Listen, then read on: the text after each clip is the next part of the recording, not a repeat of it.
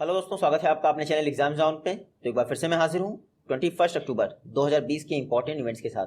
हम लोग 4 दिन डिले चल रहे हैं करंट अफेयर्स की वीडियो से।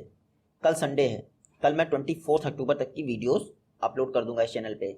खास बात यह है कि फर्स्ट नवंबर के बाद जो हमारी करंट अफेयर्स की वीडियो होंगी वो और ज़्यादा बेहतर फॉर्मेट में होंगी। देखिए, इस समय मैं नाबार्ड सीरीज़ पे भी फोकस कर रहा हूँ साथ साथ में, क्योंकि वो 1 नवंबर से लॉन्च करनी है मुझे। तो उसकी वजह से थोड़ा सा ये डिसबैलेंस हो गया था, लेकिन आप लोग निश्चिंत रहिए, एक भी करंट इवेंट्स का क्वेश्चन मिस नहीं होगा, क्योंकि मैं डे वाइज ही इसको कवर करूंगा। कल मैं 24 अक्टूबर तक के करंट अफेयर्स की वीडियो अपलोड कर दूंगा। फिर सिर्फ हम लोग एक दिन पेंडिंग रह जाएगी, वो मंडे तक हो जाएगा। आज का पहला क्वेश्चन है, वर्ल्ड स्टैटिस्टिक्स डे यानी विश्व सांख्यिकी दिवस ये किस डेट को ऑब्जर्व किया जाता है? तो वर्ल्ड स्टैटिस्टिक्स डे प्रत्येक बार 20 अक्टूबर को ऑब्जर्व किया जाता है। प्रत्येक बार मैंने क्यों बोला, प्रत्येक वर्ष क्यों नहीं बोला? क्योंकि जो ये वर्ल्ड स्टैटिस्टिक्स डे है ये 5 वर्षों के अंतराल पे ऑब्जर्व किया जाता है। इस बार तीसरा यानी थर्ड वर्ल्ड स्टैटिस्टिक्स डे था। फर्स्ट टाइम ये 2010 में ऑब्जर्व किया गया था, सेकंड 2015 में, और ये थर्ड वाला जो है ये 2020 में ऑब्जर्व किया गया। इस बार का जो वर्ल्ड स्टैटिस्टिक्स डे था उसका थीम क्या था? तो ये देखिए, उसका थीम है connecting the world with data we can trust. तो ये है इस बार के वर्ल्ड स्टैटिस्टिक्स डे का थीम। नेक्स्ट क्वेश्चन देखते हैं, एशिया पैसिफिक रीजन में एशिया पावर इंडेक्स 2020 के अनुसार कौन सी कंट्री मोस्ट पावरफुल है? देखिए, एशिया पैसिफिक रीजन में रसिया, चाइना और यूएसए सारी आती हैं। तो एशिया पैसिफिक रीजन में एशिया पावर इंडेक्स के अनुसार सबसे ज़्यादा पावरफुल है कौन है? यूएसए। देखिए, सेकंड है चाइना, थर्ड है जापान और फोर्थ है इंडिया। तो इंडिया का जरूर देखिएगा, इंडिया एशिया पैसिफिक रीजन में फोर्थ मोस्ट पावरफुल कंट्री है according to Asia power index. Asia power index को रिलीज कौन करता है? तो सिडनी में स्थित एक संस्था है जिसका नाम है लोवी इंस्टीट्यूट। लोवी इंस्टीट्यूट ये ऑस्ट्रेलिया के सिडनी में है।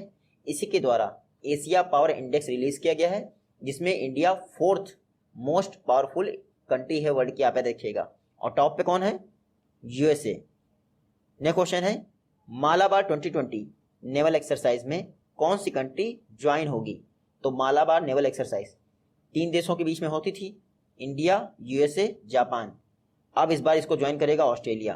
तो ऑस्ट्रेलिया मालाबार नेवल एक्सरसाइज को ज्वाइन करने वाली फोर्थ कंट्री बन गई है। यहाँ पे देखिएगा, मालाबार नेवल एक्सरसाइज सबसे पहले जब ये शुरू हुई थी तो सिर्फ 2 कंट्रीज के बीच में शुरू हुई थी, इंडिया और यूएसए। कब शुरू हुई थी? 1992 में। ये एक नेवी की एक्सरसाइज है। बाद में जापान भी इसमें ऐड हो गया, कब? 2015 में। तो आप याद रखिएगा, अब इसमें ऑस्ट्रेलिया भी ऐड हो रहा है। तो मालाबार एक्सरसाइज ये क्वाड एक्सरसाइज हो जाएगी एक तरह से। तो आप याद रखिएगा, इस बार ऑस्ट्रेलिया 2020 की मालाबार एक्सरसाइज में पार्टिसिपेट करेगा। इस बार की जो मालाबार एक्सरसाइज है वो non contact at sea format में होगी। कौन से फॉर्मेट में? Non contact at sea format में ऑर्गेनाइज होगी। आप देखिएगा, क्योंकि ऑस्ट्रेलिया की बात कर रहा हूं तो ऑस्ट्रेलिया के प्राइम मिनिस्टर कौन है? Scott Morrison. कैपिटल क्या है? कैनबरा। और करेंसी क्या है यहाँ की? Australian dollar. नेक्स्ट क्वेश्चन है, नीति आयोग ने अनाउंस किया है कि वो इंडिया का first frontier technologies cloud innovation centre स्थापित करेगा। किसकी मदद से? तो नीति आयोग AWS के साथ मिलकर, Amazon वेब सर्विसेज के साथ मिलकर इंडिया का first frontier technologies cloud innovation centre स्थापित करेगा।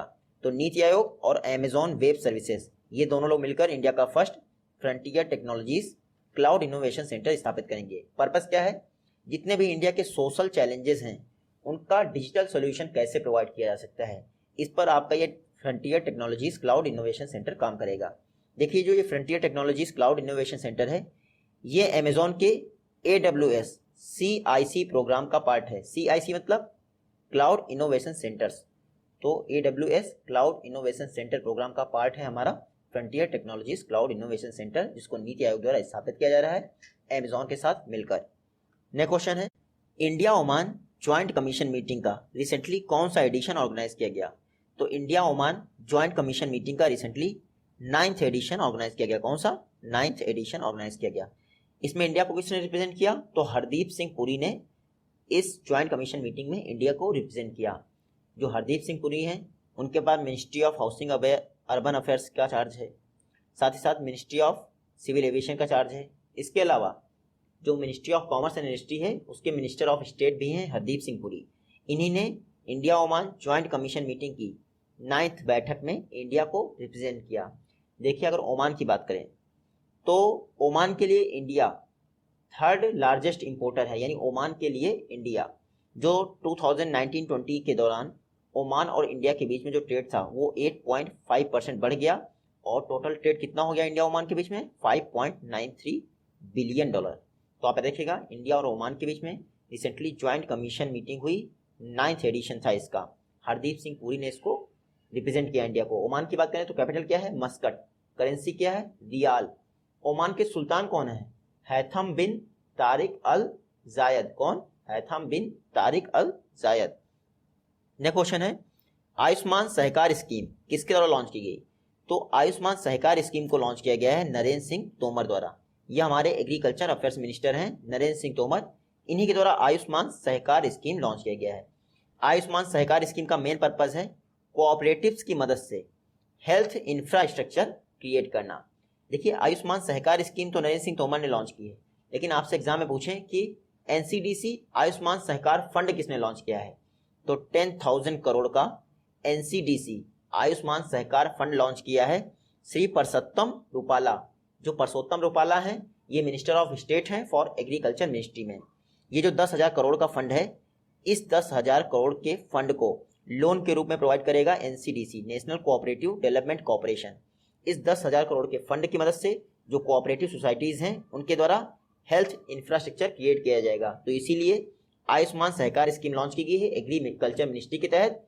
जो लोन प्रोवाइड किया जाएगा वो एनसीडीसी के तहत प्रोवाइड किया जाएगा। NCDC national cooperative development corporation 1963 में इसकी स्थापना की गई थी। इस समय इसके मैनेजिंग डायरेक्टर कौन है, तो संदीप कुमार नायक। टोटल 10,000 करोड़ का फंड अनाउंस किया गया है आयुष्मान सहकार स्कीम के लिए, आप इतना याद रखिएगा। नेक्स्ट क्वेश्चन है फसाई द्वारा जो फूड सेफ्टी कंप्लायंस सिस्टम है यानी फॉसकॉस, इसको ऑल ओवर इंडिया में किस डेट से एक्सटेंड कर दिया जाएगा। तो फसाई द्वारा 1 नवंबर 2020 से, कब से, 1 नवंबर 2020 से फॉसकॉस को ऑल ओवर इंडिया में एक्सटेंड कर दिया जाएगा। अभी जो फूड सेफ्टी कंप्लायंस सिस्टम है फसाई का, वो इंडिया के सिर्फ 9 स्टेट्स में ही एक्टिवेट है। बाद में इसको 1 नवंबर 2020 से पूरे इंडिया में एक्टिवेट कर दिया जाएगा। जो ये फॉसकॉस है ये किसको रिप्लेस करेगा, ये FLRS को रिप्लेस कर देगा। FLRS मतलब food licensing and registration system. तो फॉसकॉस फसाई का एक online food licensing registration system है जो ऑल ओवर इंडिया में इंप्लीमेंट हो जाएगा 1 नवंबर 2020 से। आप देखिएगा फसाई की बात करें, food safety and standard authority of India. देखिए जो आपका फूड सेफ्टी एक्ट था वो 2006 में पास हुआ था, उसी के माध्यम से 2011 में, कब, 2011 में फसाई की स्थापना हुई थी। इसका हेडक्वार्टर है न्यू दिल्ली में। वर्तमान में फसाई की चेयरपर्सन कौन है, रीता तेवतिया। नेक्स्ट क्वेश्चन है किस IIT इंक्यूबेटेड स्टार्टअप द्वारा राजस्थान में स्थित डेयरी फार्मर्स के लिए मूव पे नाम का एक पेमेंट गेटवे लॉन्च किया गया है। तो रिसेंटली IIT मद्रास, कहाँ, IIT मद्रास इंक्यूबेटेड स्टार्टअप द्वारा मूव पे नाम का एक पेमेंट गेटवे लॉन्च किया गया है। नाम इंपॉर्टेंट है मूव पे, आपसे एग्जाम में पूछेंगे कौन सा पेमेंट गेटवे लॉन्च किया गया है, तो मूव पे। राजस्थान में जितने भी डेयरी फार्मर्स हैं या फिर डेयरीज इंडस्ट्रीज हैं उनके लिए पेमेंट गेटवे होगा। पेमेंट गेटवे से फ़ायदा क्या होगा, डेयरी फार्मर्स को उनके मिल्क प्रोडक्शन का जितना भी प्राइस है वो डायरेक्टली उनके अकाउंट में ट्रांसफर कर दिया जाएगा। तो मूव पे एक पेमेंट गेटवे है जिसको IIT मद्रास स्थित एक स्टार्टअप द्वारा डेवलप किया गया है राजस्थान के डेयरी फार्मर्स के लिए। तो आप इतना जरूर याद रखिएगा। प्योर फॉर श्योर कैंपेन भी राजस्थान में ही लॉन्च किया गया था दूध की प्योरिटी को इंश्योर करने के लिए। नेक्स्ट क्वेश्चन है Denmark open BWF tournament, Denmark open badminton world federation tournament को जो वुमेन सिंगल था उसको किसने जीता है, तो डेनमार्क ओपन के विमेन सिंगल को जीता है नजोमी ओकुहारा। नजोमी ओकुहारा ने डेनमार्क ओपन के विमेन सिंगल को जीता है। ये देखिए ये हैं नजोमी ओकुहारा, जापान से बिलोंग करती हैं। इन्होंने ही डेनमार्क ओपन बैडमिंटन टूर्नामेंट को जीता है। अच्छा, नजोमी ओकुहारा ने किसको हराया है, तो कैरोलिना मारिन को हराया है। कैरोलिना मारिन 3 टाइम की वर्ल्ड चैंपियन थी जिनको नजोमी ओकुहारा ने हरा दिया Denmark open badminton world federation tournament में। नेक्स्ट क्वेश्चन है department of personal and training के सेक्रेटरी का एडिशनल चार्ज किसके पास है, तो department of personal and training जो कि PMO के तहत कार्य करता है उसका एडिशनल चार्ज किसके पास है, अजय कुमार भल्ला। अजय कुमार भल्ला जी हमारे होम सेक्रेटरी हैं। रिसेंटली इनका जो होम सेक्रेटरी के तौर पे जो टर्म है उसको अगस्त 2021 तक एक्सटेंड कर दिया गया है। कब तक? अगस्त 2021 तक अजय कुमार भल्ला जी हमारे होम सेक्रेटरी बने रहेंगे। अजय कुमार भल्ला जी 1984 बैच के असम मेघालय कैडर के आईएएस ऑफिसर हैं। 2019 के अगस्त में ये हमारे होम सेक्रेटरी बने थे। दिसंबर 2020 में इनका चार्ज समाप्त हो रहा था, नवंबर 2020 में इनका चार्ज समाप्त हो रहा था। अब इनका जो टर्म है उसको अगस्त 2021 के लिए एक्सटेंड कर दिया गया है। अजय कुमार भल्ला जी होम सेक्रेटरी तो हैं ही हैं, साथ ही साथ जो department of personal and training है पीएमओ के तहत, उसके भी सेक्रेटरी का एडिशनल चार्ज इन्हीं के पास है। नेक्स्ट क्वेश्चन है, Denmark open badminton world federation tournament में मेंस का सिंगल किसने जीता है?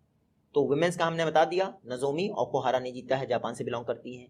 जो Denmark open badminton world federation tournament था उसका मेंस सिंगल जीता गया है एंडर्स एंटोनसेन द्वारा। एंडर्स एंटोनसेन, ये देखिए ये हैं एंडर्स एंटोनसेन, डेनमार्क से ही बिलोंग करते हैं और इन्होंने Denmark open badminton world federation tournament championship जीत ली है। अच्छा, ये एंडर्स एंटोनसेन ने किसको हराया है? तो रस्मस गेनके को हराया है। इंपॉर्टेंट नहीं है, आप इनका नाम याद रखिएगा। एंडर्स एंटोनसेन डेनमार्क से बिलोंग करते हैं, Denmark open BWF tournament men single का खिताब जीत लिया है। अब बात करते हैं BWF की, बैडमिंटन वर्ल्ड फेडरेशन। 1934 में इसकी स्थापना हुई थी। हेडक्वार्टर कहाँ है? मलेशिया के कुआलालंपुर में इसका हेडक्वार्टर है। प्रेसिडेंट कौन है? Paul Eric. कौन है? Paul Eric. तो BWF का हेडक्वार्टर याद रखिएगा, कुआलालंपुर मलेशिया में है। नेक्स्ट क्वेश्चन है, first ever SCO startup forum ये किस कंट्री में ऑर्गेनाइज किया जाएगा? तो पहली बार SCO स्टार्टअप फोरम ऑर्गेनाइज किया जा रहा है स्टार्टअप को बूस्ट करने के लिए। कहाँ पे? इंडिया में ऑर्गेनाइज किया जा रहा है। इंडिया में पहली बार SCO स्टार्टअप फोरम ऑर्गेनाइज किया जा रहा है। किसके द्वारा?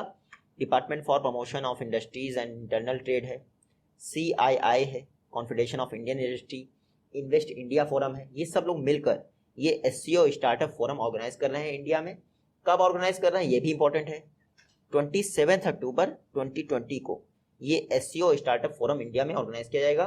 जितने भी जो आपकी SCO मेंबर कंट्रीज हैं, लगभग 8 हैं, उन सभी में स्टार्टअप्स को बूस्ट करने के लिए और मल्टीलैटरल कोलैबोरेशन को बढ़ावा देने के लिए ये SCO स्टार्टअप फोरम ऑर्गेनाइज किया जा रहा है। यहाँ पे देखिएगा।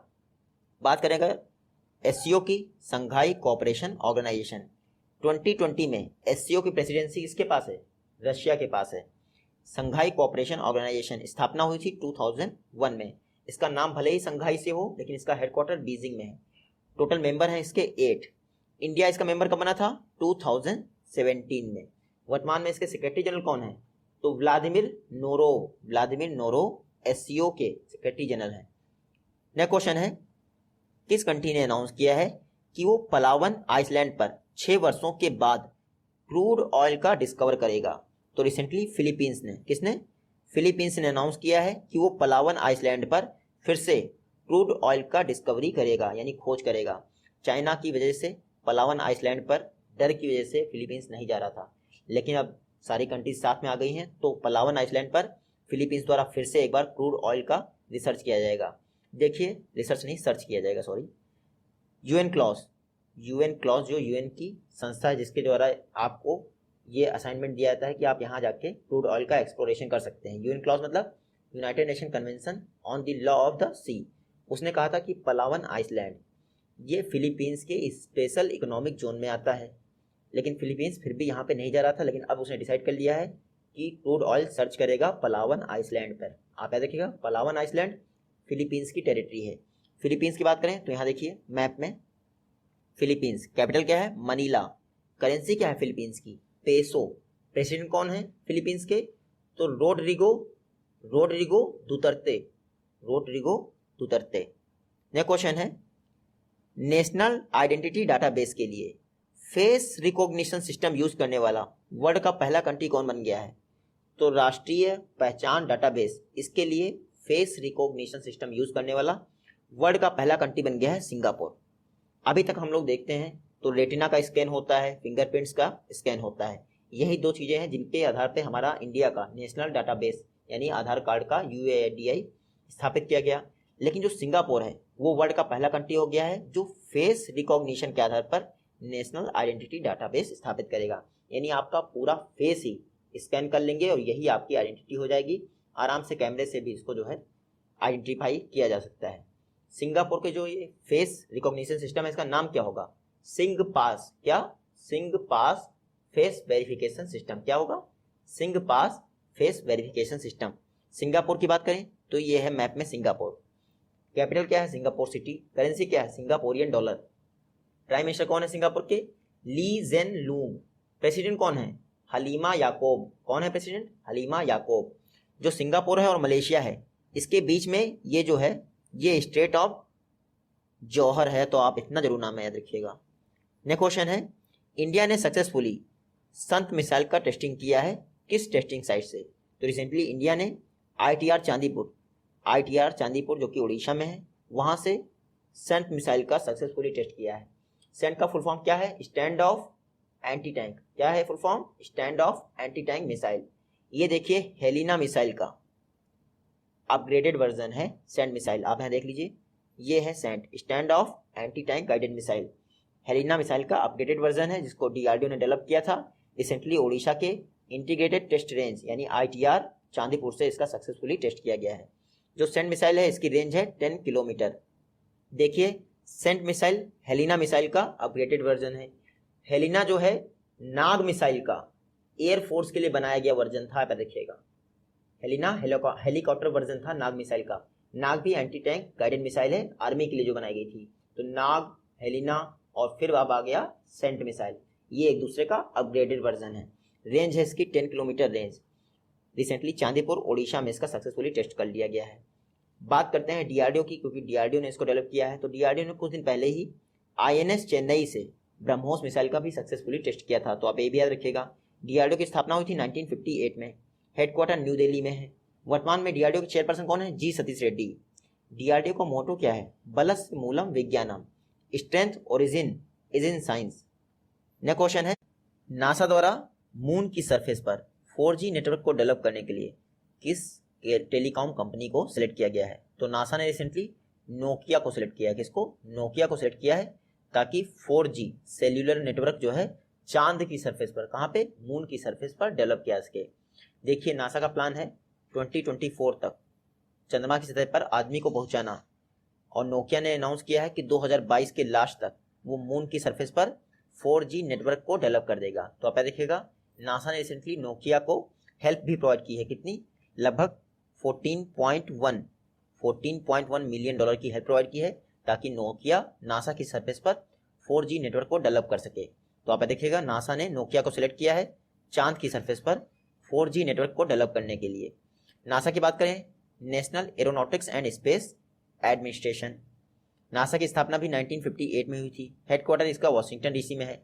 डायरेक्टर कौन है इसके? जिम रिडेस्टाइन। नेक्स्ट क्वेश्चन है, इंडिया और एडीबी द्वारा किस स्टेट में रोड इंफ्रास्ट्रक्चर डेवलप करने के लिए 177 मिलियन डॉलर का एग्रीमेंट हुआ है?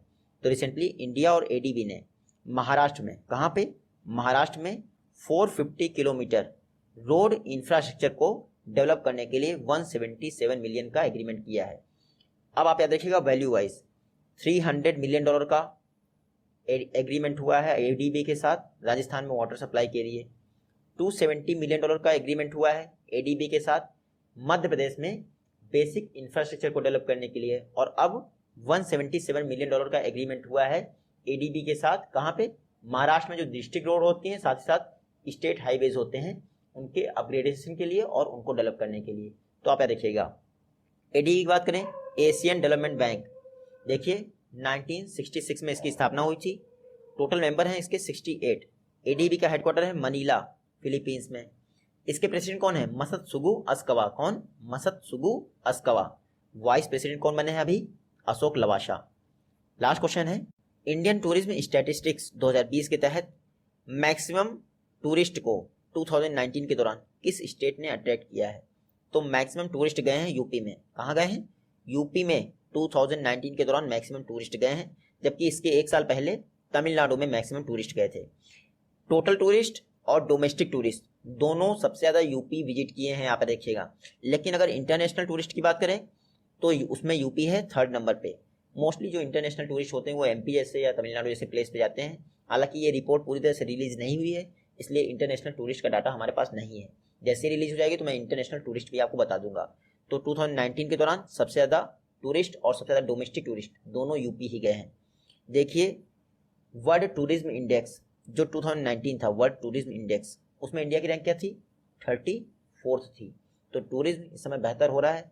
अगर आपसे एग्जाम में पूछें कि सबसे ज़्यादा टूरिस्ट जो फॉरेन से आते हैं वो इंडिया में किस कंट्री से आते हैं, तो बांग्लादेश से इंडिया में सबसे ज़्यादा टूरिस्ट आते हैं। यहाँ पे देखिएगा यूपी, ये मैप में देखिए, ये है यूपी। यूपी की जो टूरिज्म की टैगलाइन है उसका नाम क्या है? यूपी नहीं देखा तो इंडिया नहीं देखा। ये यूपी की टूरिज्म टैगलाइन है। यूपी में सेफ सिटी प्रोजेक्ट लॉन्च हुआ था। यूपी के गवर्नर आनंदीबेन पटेल ने लॉन्च किया था लखनऊ में। साथ ही साथ मिशन शक्ति भी यूपी में ही लॉन्च हुआ था, आप याद रखिएगा।